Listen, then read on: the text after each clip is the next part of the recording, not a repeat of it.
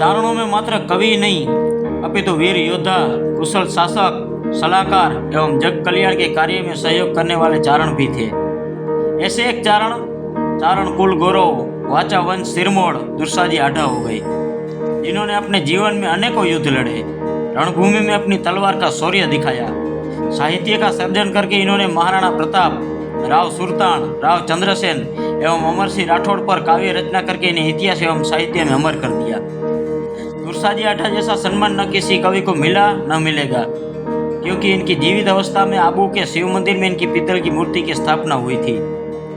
हल्दी घाटी का युद्ध हो, दत्तानी का युद्ध हो, सब युद्धों में इनकी भूमिका महत्वपूर्ण थी।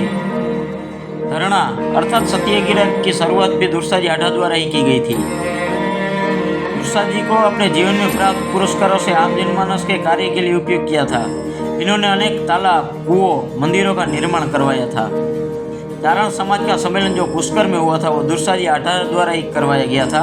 इसका एक दोहा है, विचर्यो प्रबंध वर्णरो सूरज शशिचर साख, ते खरचिया मेहा तना लागा 14 लाख। ऐसे महान पूर्वज और चारण कुल गौरव प्रात स्मरणीय वीरवर दुर्साजी आढ़ा की जन्म जयंती पर उनके चरणों में कोटि कोटि वंदन।